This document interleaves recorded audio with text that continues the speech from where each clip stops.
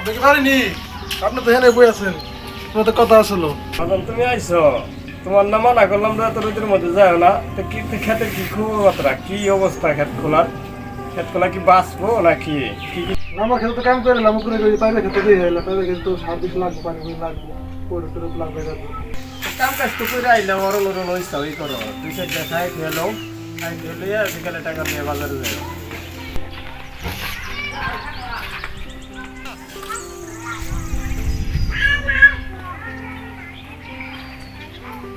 বাপ হ্যাঁ বাচ্চা আসেননি?